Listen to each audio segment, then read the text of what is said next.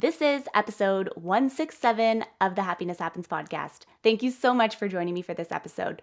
Today, we're talking all about how the feng shui of your home impacts your happiness, and I'm joined with an incredible guest, and her name is Patricia Lohan. Before we dive in, let me ask you this.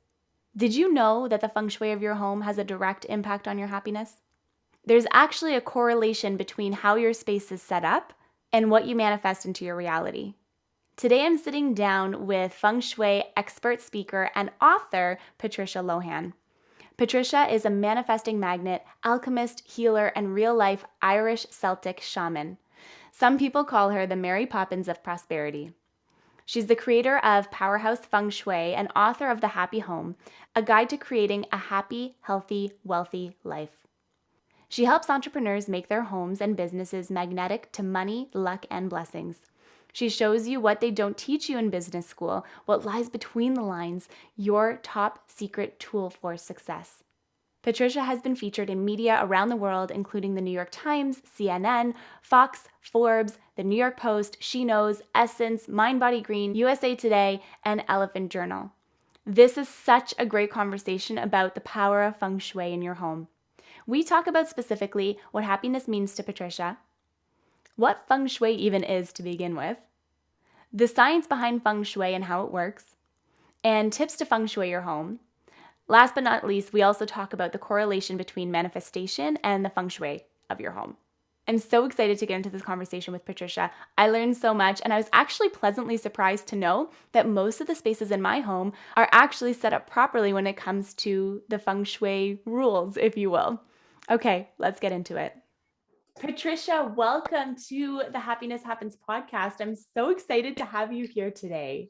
Thank you so much. I'm delighted to be here. I absolutely love the name of your podcast. I just think it's so good. I'm very happy to talk about all things happiness today. It's my favorite topic, basically, apart from feng shui. Exactly. And I think that this is such a cool lens to look at happiness through. And so when you had reached out, I was like, this sounds really great. I really want to talk about this topic. I would love to know, before we dive in, before we get started, I would just love to know, what does happiness mean to you? Happiness means to me being just totally connected to source and feeling alive and, just feeling so grateful and filled up with joy and fulfilling my mission and just feeling, it's just like feeling good in my body, in myself, and what's going on. That's really it. Love that. I think that's such a perfect definition of happiness, because it encompasses so many different things, which is like, all the conversations that we end up having on the podcast always center around happiness. And it's interesting to me to see how it's described differently by so many different people, which makes it such a interesting topic to talk about, because no one describes it in the same way. Yeah, exactly. Because everyone's definition of happiness is going to be so different because of their experiences and the lens they look at it through. And, it's great. I love it. Okay. So I would love, just to get us started off, if you could just give us a very basic definition, or however you want to describe feng shui, just to start off so everyone is aligned and we're on the same path. Okay. Well, I'm going to continue on the happiness track and be like, I wrote a book called The Happy Home. And essentially feng shui is about making sure that your home is happy and that everybody in the home feels good. Everything is flowing easily, joyfully, happily moving along, basically. And essentially, when I came across feng shui, I was about 15, and my family had moved into a new home. I did not know then what I know now about feng shui. It was not a happy home. It was not happy. It was very unhappy. We had just moved into this house and loads of crap stuff started happening in our lives. Like loads of things that had never, ever happened before. Lawsuits, terrible neighbors, drama, sickness. It was basically your worst nightmare. Wow. And this was not what was going on before we lived in that house. Mm. So it was almost like the house, moving into the house triggered all of this crazy stuff to happen.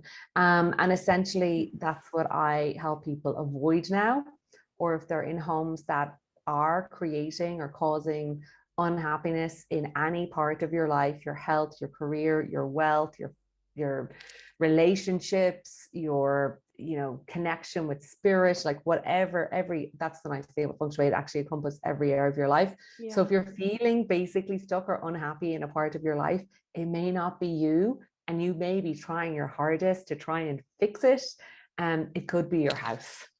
That is so interesting. Is there like a science or like a methodology behind it that makes it so that, it's like, because of course it's clearly linked energetically, right? And so I guess what's the background or like the explanation of why that would happen? Yeah, so Feng Shui is a 5,000-year-old practice, and there is a very, very precise methodology and kind of calculations that we do to analyze a person's house, to tell them what they need to do to balance it. So essentially what happened thousands of years ago when people decided to build their house, they would stand out and be very conscious and conscientious about where they're going to put it. They're not going to build a house too near the river. They definitely want to have a mountain behind it, so it's like some hill behind it, so it feels supported and it's not going to be damaged by the winds and overexposed. And that was a long time ago when they did it. Now houses and buildings are not built so conscientiously and with as much thought and as much really analysis of what's the impact of having this house in this exact position, the size of it, the shape of it. So fast forward to today, and our modern day feng shui is essentially what I do for people is kind of do, if people have ever heard of getting your natal chart done for your astrology, I do natal charts for houses. Wow. And basically we read the energy of the house. And like it can really get so accurate, as in there's houses that if somebody, even a happy couple, move in, most of them there'll be a lot of red flags for me. And I'm like, oh, that could cause divorce. There could be definitely the rimplings of divorce or, trouble conceiving or financial issues. And it's not the people in the house or the people moving into the house, it's the energies of the house that can indicate different possibilities could happen. There's also really good things that can happen in houses. Like there's some houses that I will look at for clients, if they were, for example, working with somebody who's buying a new house, I will look at a few options and be like, I will keep it that way. That one, this one is really lucky. This one has loads of good prospects.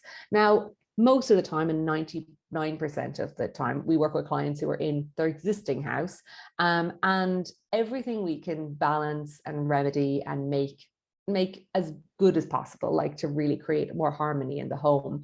And that's kind of the methodology. Like it's based on the year the house is built, it's based on the size, the shape, there's a lot of factors that come into play when we're analyzing someone's home. And people may be listening and they may have heard of it, but like how you map out a house in certain areas. There's two different schools of feng shui. And I like to describe feng shui as like acupuncture for your home. So essentially we run the natal chart and we say, this is what's going on. And then I'm like, okay, well, how do we fix it? And we use 5-element theory, just like acupuncture, to put specific points in the house based on that specific that house itself. There's another school that is more generic and it kind of just looks at the shape and it doesn't take into account other factors, which is different to what I work with. So it's very, very bespoke and customized for people's homes, how to balance it, just like it would be for yourself going to your acupuncturist, like I was with mine today, to balance you and bring you into harmony. Oh, that is so cool. And, I never really considered it for homes nowadays. You know what I mean? Like, it seems like a practice that is of the past, if that makes any sense. Like without, without saying that in like a way that could be insulting by any means, it just seems like something that is so like protected from the past, if that makes any sense. And no, I don't think a lot of people take this into consideration, but it's so interesting because I remember we lived in a home as a family, and you could, when you walked into the home, you could feel the energy. I could feel the energy on my shoulders. It felt like there was like this weight that was just being pushed down. And I was like, this is so strange, And even just like my mom she used to love going into my room or reorganizing all of the furniture. Like I would come home and the whole room was like a completely different layout. And at first I would freak out. I'd be like, oh my God, I can't believe you moved all of my things, And then afterwards it's kind of like, oh, but I like this. Like this feels good. And so I guess, my biggest question in all of that, maybe we could talk about like two spaces in particular, or even maybe just some best practices for different spaces. But I would love to know like bedroom, and I feel like living room would be two spaces that would be really good to for sure. And moving, and this is one of the big things that people, there's so many misconceptions about feng shui and lots of contradictions out there. And for me, I'm just all about getting results and having happy clients. And most of the time we hear something about like, this is bad feng shui, and anybody who's heard something that bad feng shui in your house has it. And for example, I'm just trying to think of something, your front door faces like the stairs. Don't overthink it. Like, just be like, this is my amazing home. That is not the best thing in the world to have, but it doesn't mean I'm doomed for life. It means that there are tons of other factors that I can address other than that, So there's a lot of things that we may have heard or read about it that can, like, it's about knocking walls, or your kitchen is the wrong place, or your bed is the wrong place.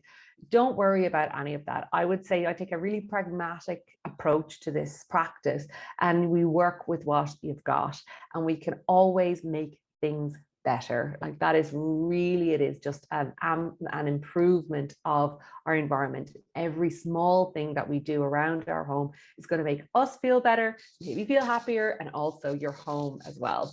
So when it comes to your bedroom, honestly, it is for me one of the most important rooms in your home, because you spend so much time there. Like honestly, your bedroom is where I would really like to say that you focus on these three words: rest, romance, and relaxation. And go walk into your bedroom and imagine you've never been there before, just like fresh eyes. It's like one of my favorite things to tell people to do: fresh eyes. Walk into your bedroom and imagine it's the first time you've walked in, and think about the fact, does this represent rest, romance, or relaxation? Does it mirror any of these three things? Like, does the place feel like a sanctuary? Does it feel like a place that I can come in and just go, oh, I just feel so chilled here, a great night's sleep, it's calm? Like that's like the very first thing you want to be thinking about. And how does that mirror out into a space? Like the very first thing I would say to you is like, just check the artwork on the walls. What's on the walls? Like, is the artwork calm, relaxing, or like some clients I've had like move New York skyscrapers, so intense. Their skyscapes out of their bedrooms, galloping horses, let me see what other pictures, just like crazy pictures that are so intense, like that are lots of colors, big waves, that are just like, or a storm.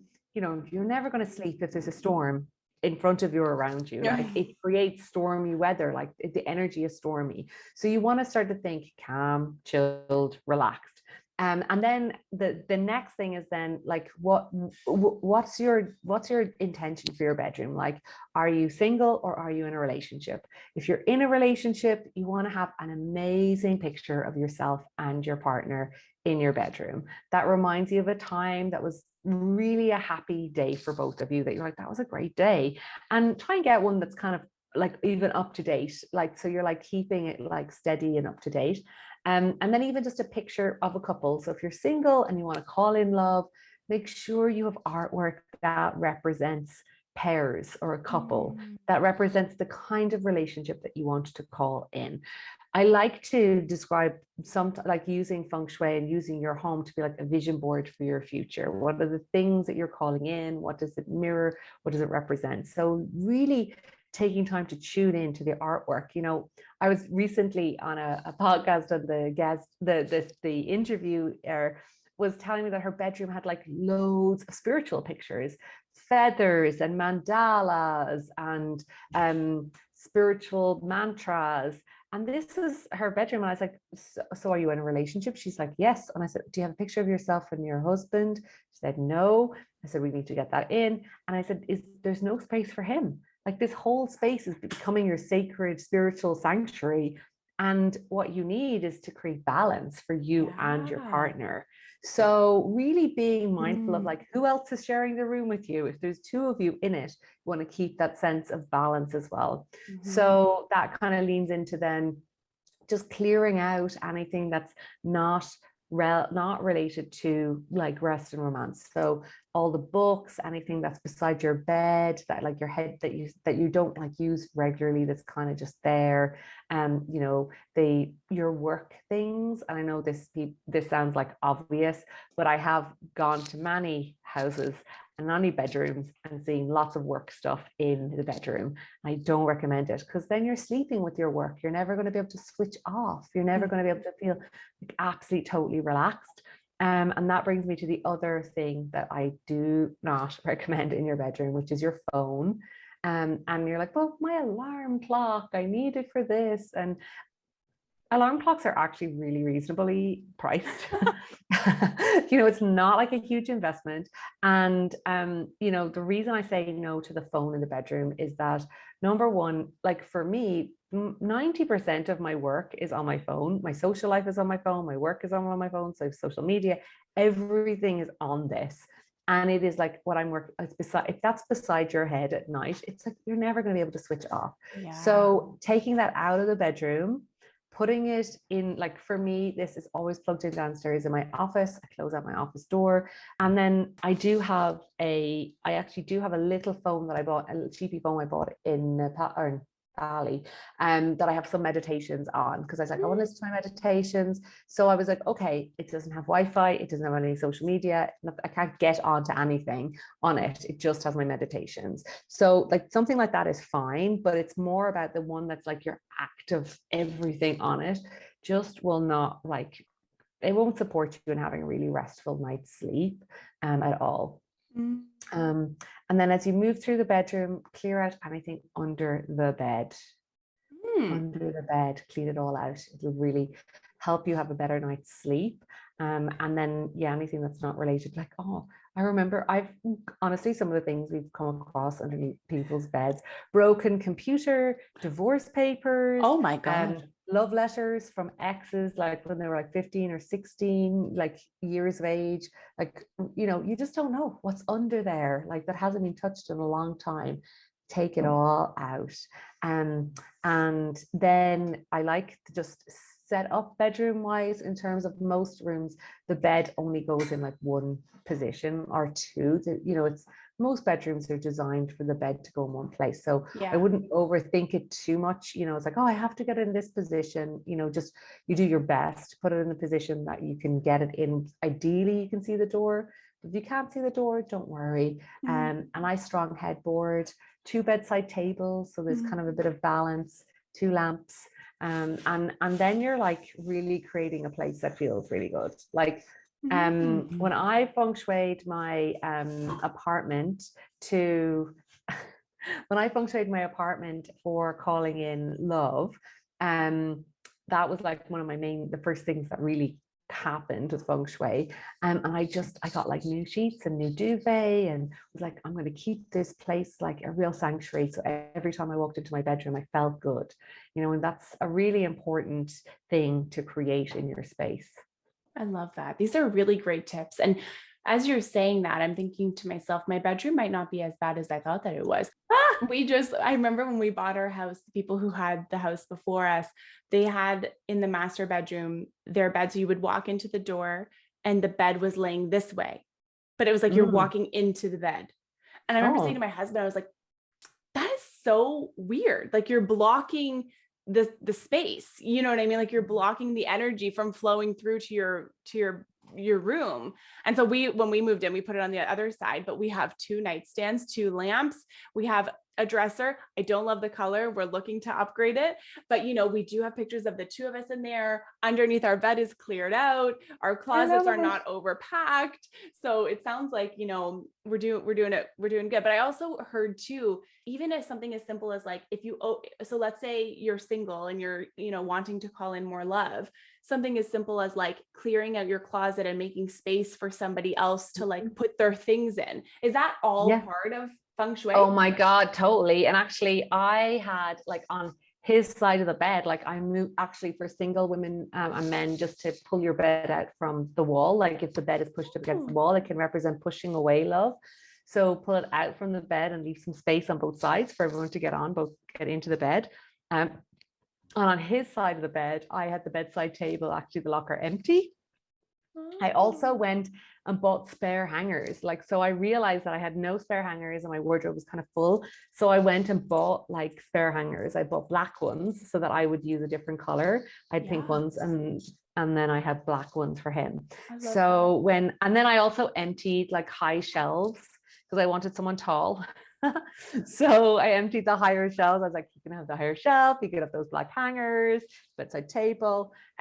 So yeah, the thing is, in our home, as we work with the energy of our home, it is mirroring us.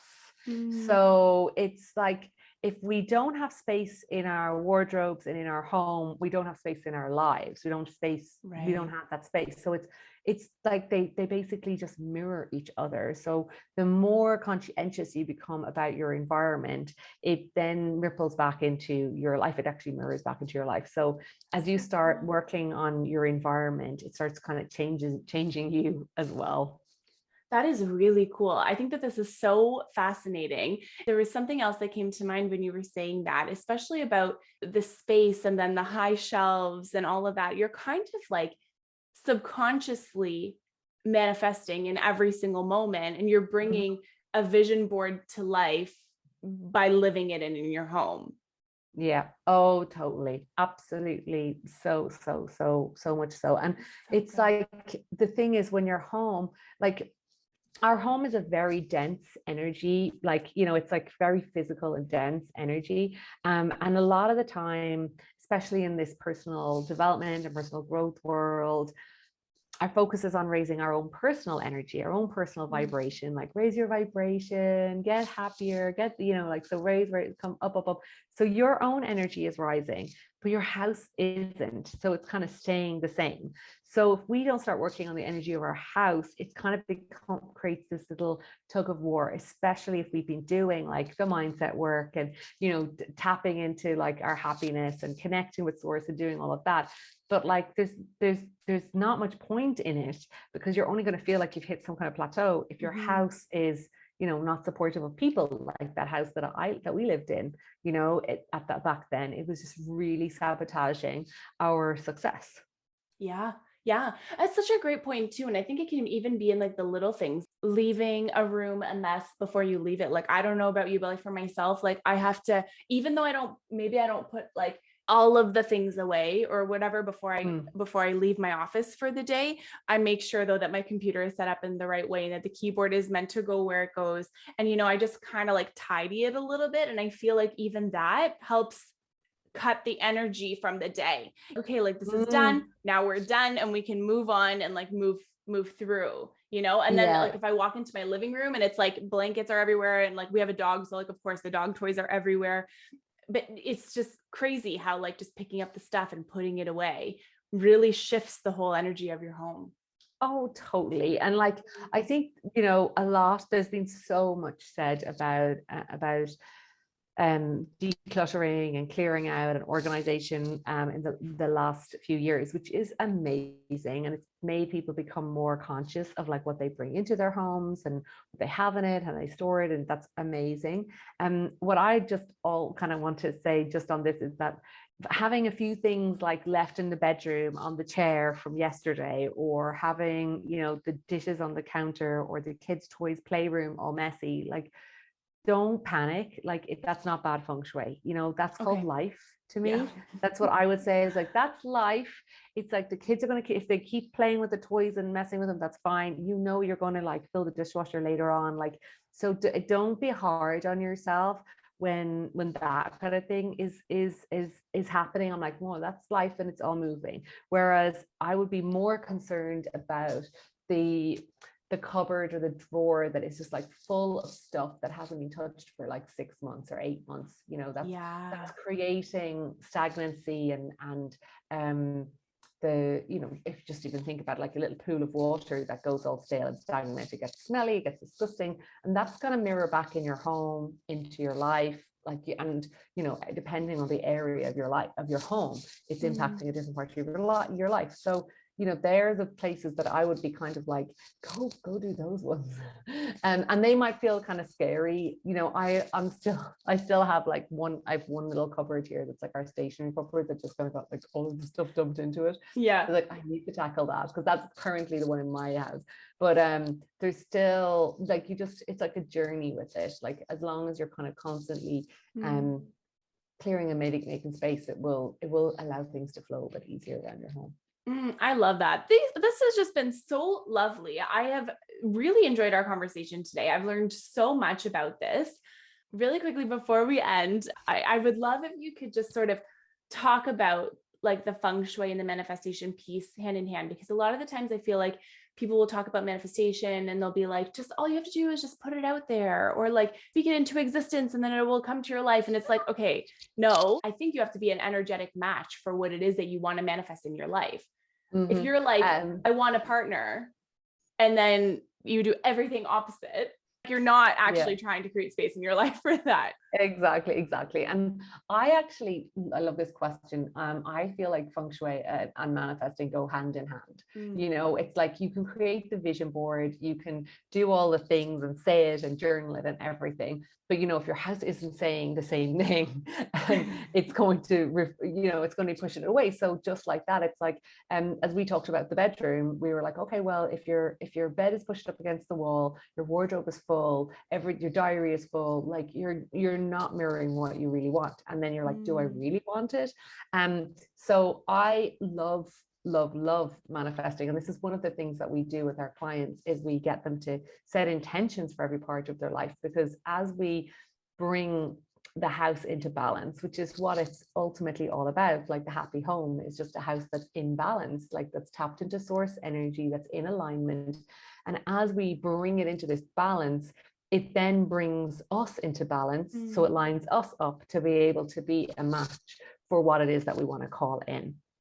You know, and we have seen like miraculous things unfold, like people getting substantial windfalls like within hours, or things being resolved that they've been like 10 years trying to sort out this legal thing. The next day it gets resolved once we put the thing into balance, because the house is just not that lined up with what it is that you want.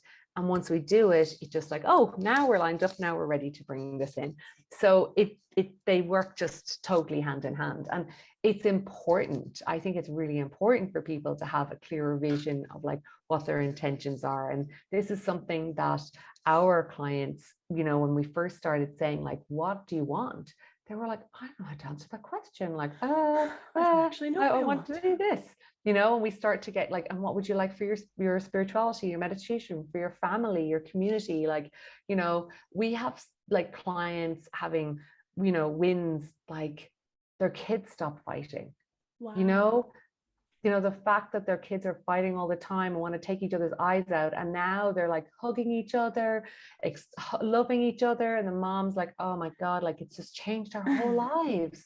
Like everyone's happy, you know. And this is where we started, like coming full circle to a happy home. It's like we think it's around like, and the money and the abundance and the fame is all great, but like fundamental things about getting on better with your husband, having happier children, you know, things flowing better, is like cool manifesting. And that's where it's like really affects everybody's happiness.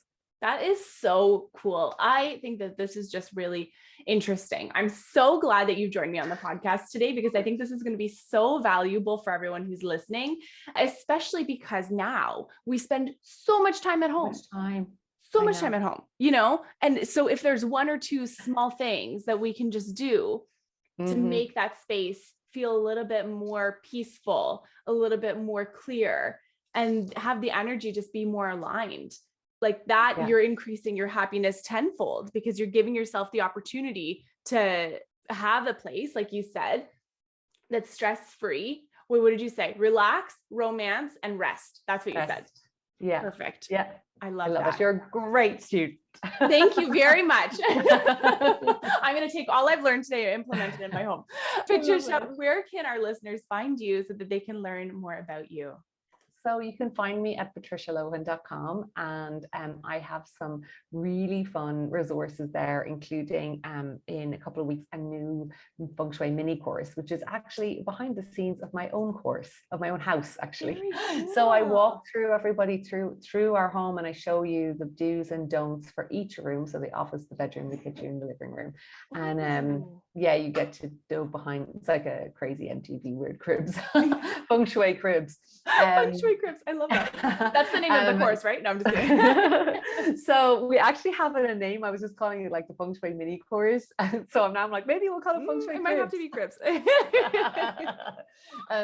So that's going to be released really soon, and I'm so excited because it really answers a lot of questions and shares some really easy practical things you can do around your home. And you get to have a nose too of my house.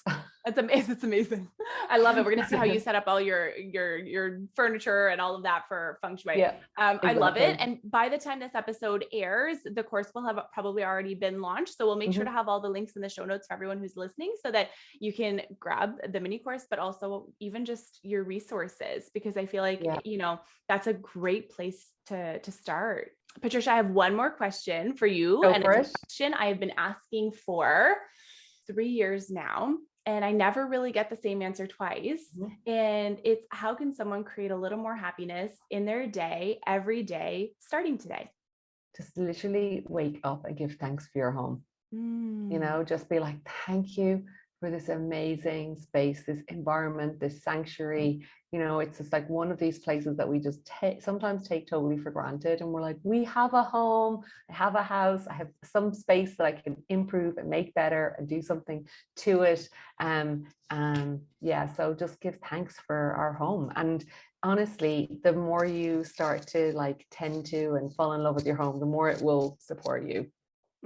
I think that is a great tip. Give thanks for your home. I love that. That's a really good one. Thank you, Patricia, for joining me today. Welcome. Thank you so much. This has been absolutely a delight. Oh, thank you. It was so lovely. And I hope you've all learned something really powerful today that you can incorporate into your life. Simple changes, nothing crazy, nothing wild, which is what I love the most, that all of Patricia's tips were super easy to implement into your own home and into your own spaces as early as today, if you wanted to. So thanks for joining us in this conversation. Let us know what you loved, tag us, let us know you're listening. And I hope you have a lovely week, and I will see you on the next one. And remember that happiness happens when you're least expecting it.